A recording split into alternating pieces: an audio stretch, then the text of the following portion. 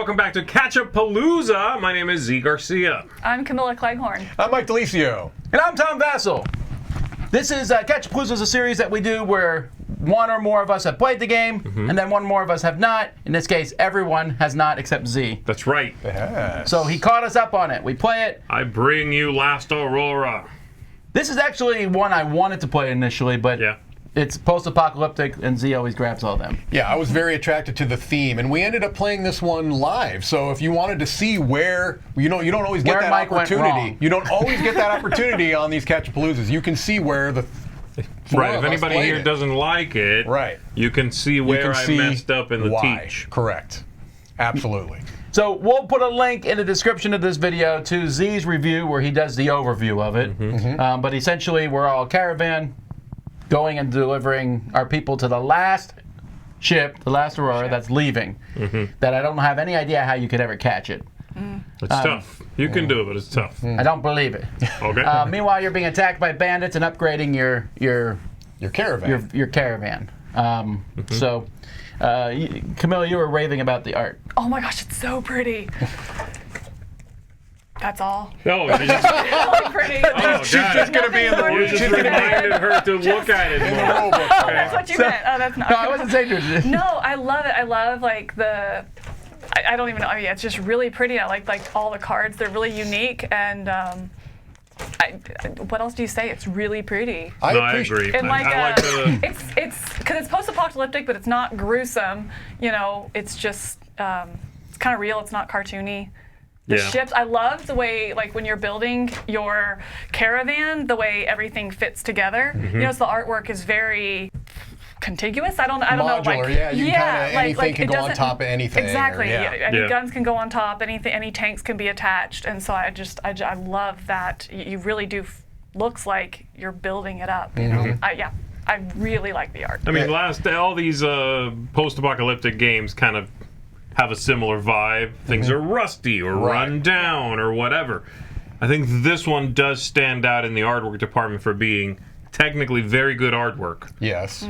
And then the card frames and the way everything is laid out, I think does not feel amateurish at all. And I think a lot of the time, that quote-unquote obvious choice for a post-apocalyptic game can feel careless. And like not a lot of thought went into it. Kind of like you have a Roman game and it has that font. You know the one I mean. That font. Yeah, It's in every Roman game, right? If it's done without care, it just looks slapdash. I think this one looks good.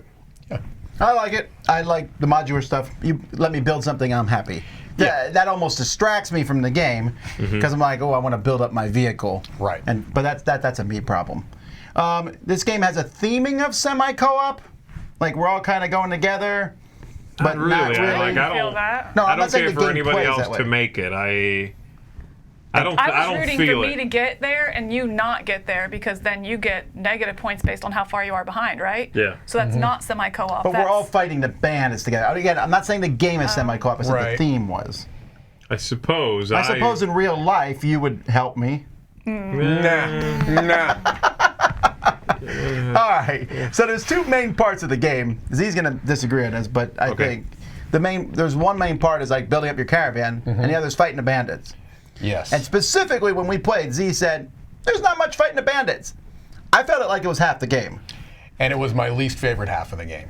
Well, I didn't say that. I like fighting the bandits. I'm saying it. My main issue with the game in general, and you could see it in that playthrough, is that I think so. And so take that with a grain of salt. That I felt like there were multiple times in the game where through pure luck of the draw, through pure chance, I had negative things happen. In other words, when you fight those bandits, you can do the most amount of damage and get the least rewards, just based off of a card flip. I don't like that. It felt very unsatisfying. Also, the way that the card market works. If you happen to be like next in turn order and you get it, someone gets a card and the next one flips over, it could be a great card.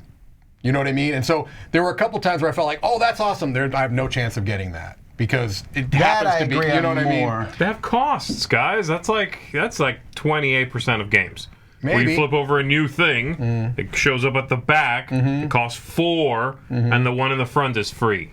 Yeah, Like, that's a lot of games. I know. It just, to me, but that was part of a bigger issue where I just felt like I don't have a problem with randomness in general. You know what I mean? I just felt like it was to a threshold, beyond a threshold that I was comfortable with in this type of a game where you've got resource management, where you've got, it's a Euro. This game is 100% a Euro. Whether you have combat in it or not, it's all Euro mechanisms.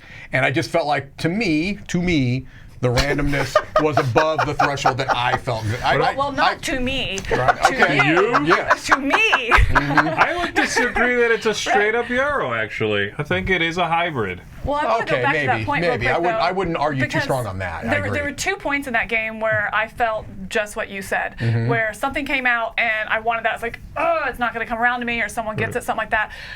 Or the other time it happened was I need fuel. I cannot get fuel. There's no fuel out there.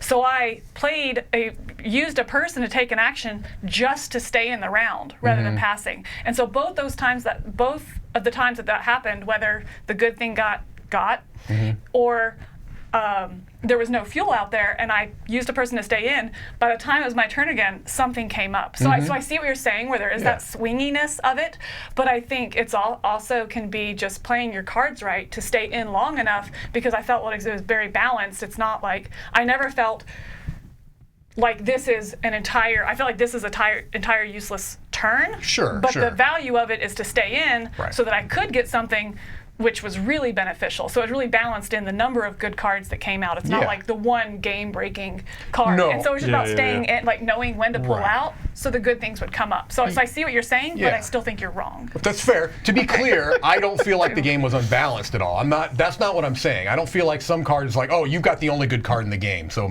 no, nothing like that.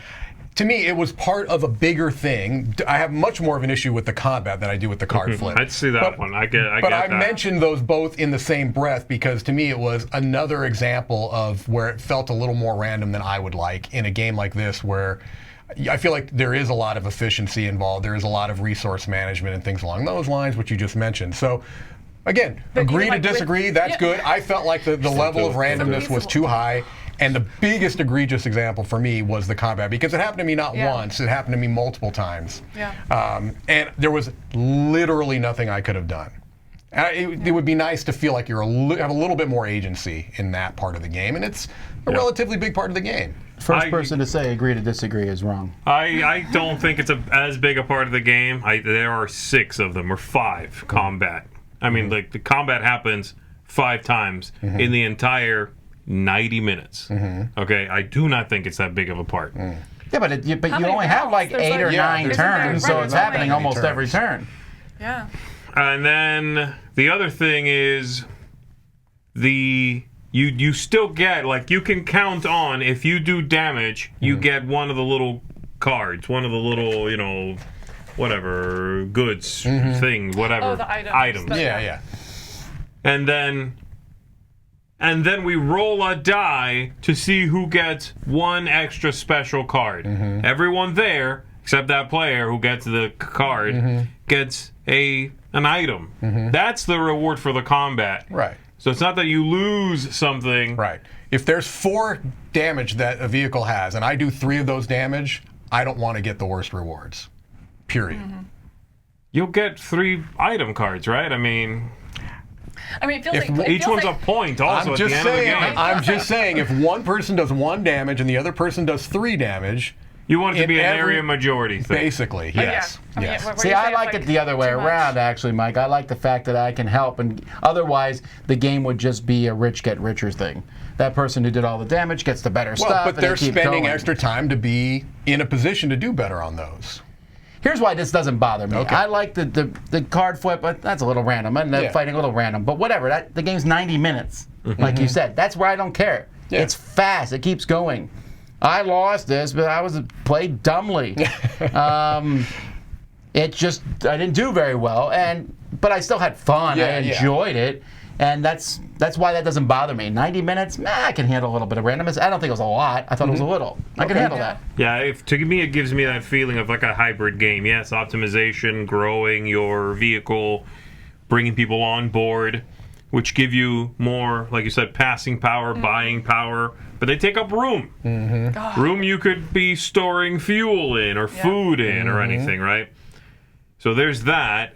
And then, yes, the combat is the American-style game of the, part of the game to me. And I think that was, because the combat, there was multiple times where I was frustrated by it, but then as I look back over the whole game, I don't feel like I won or lost the game or anyone won or lost the game because of that combat. So I think that's where I was like, I was frustrated by it in-game, but now, retrospectively, it's like, maybe it wasn't as big a deal as I thought because it didn't make the game. Well, clearly there's 4 people at this table, 3 that don't think it's a problem and 1 that does. So I get it. I think I would rather realize it be something else, but it wouldn't, it's one of those like hiccups kind of thing. Right. I don't think it. I actually understand your problem with the game. No, It I just do doesn't too, bother 100%. me. I think it might be an expectation thing also, and that is the game's fault. Because the game feels like a Euro game. It really does. Yeah. And then you get to a part where it's like, and now we pull out the dice, That's and a good point. it's like, That's okay, a good point. Yeah. I thought I was doing this over here. Right. That is true. That's totally 100% the game.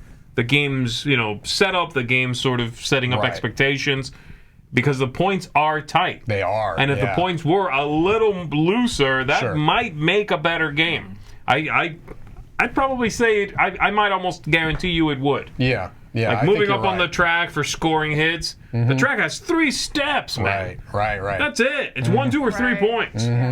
You score points for very few things in this game. That's true. If there were more just income points, it would alleviate that feeling. Yeah, I think you're right.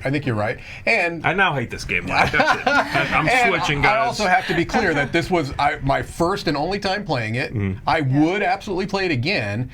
But I feel like I would go into it, like you said, with a different expectation.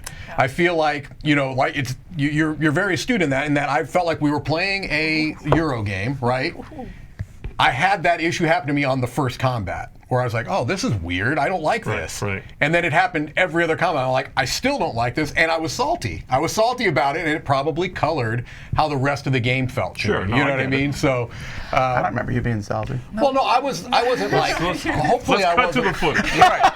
Look, we were live streaming, so hopefully I regulated my emotions. But in the inside, I was like, I don't really like that.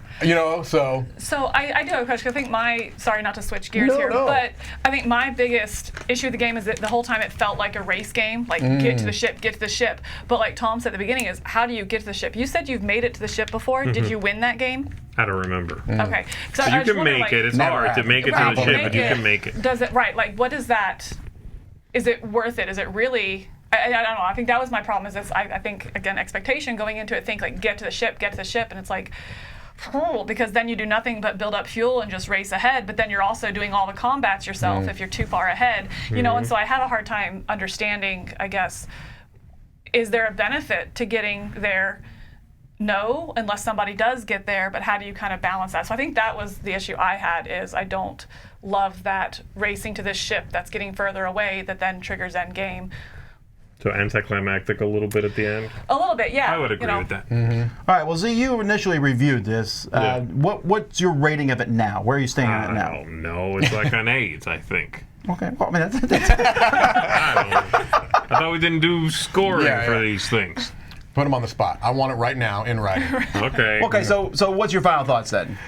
Based off one play, probably 6.5. I mean, don't hate the game. I would play it again, and I probably would have a better experience my next game because, again, those expectations would be leveled. I would know what I'm kind of dealing with going in. I wouldn't be putting all of my, hopes on doing well in those combats. I would probably be a little bit more conscious about how I was building up my convoy. So it's like an inconvenience as opposed to a pursuit. Yeah, which is, I think, kind of how they want it to come across. Yeah.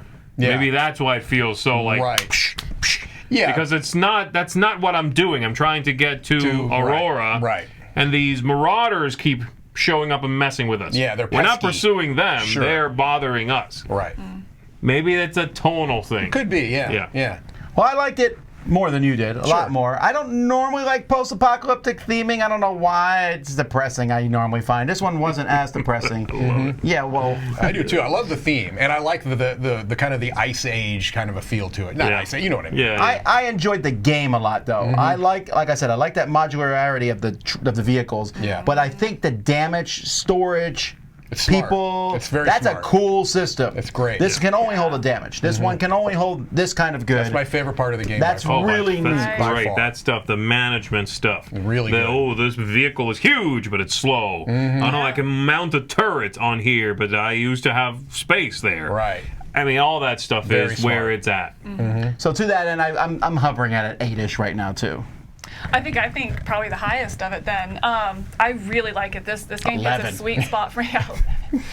Hits a sweet spot for me. You can just bring that right there. Where it's, to your point, it's very thematic. Like everything you think, if it's really a fast ship, or not ship, sorry, back to Earth. It's a really fast tank, and it can take a lot of damage, but it can't hold a lot of goods. Everything is just really thematic. Outside of that one, you won, but you missed the boat, so you still die. So, and so outside of that, I love the thematics. I love the look. It hits a sweet spot for me where it's Euro enough mechanics to where you are thinking and you're engaged and it's puzzly on what to do and balancing your turns, but random enough to keep it light and fun, but enough mitigation to where you don't you don't lose the game based on that luck, and so it's a Euro with luck mitigation, Euro that has luck with also mitigation. That's a real sweet spot for me, and I like it a lot, probably the most of the table. Well, there you go. Well, guess we'll keep it in the library then. Okay. I already you put the go. stickers on the box. Oh, well. That's Lost Aurora. Check out Zee's review if you want to see more about how the game plays. Until next time, I'm Tom Vasel. I'm Zee Garcia. I'm Camilla Cleghorn. And I'm Mike DiLisio. Have fun escaping the apocalypse and the ice. Making the ship. Sure.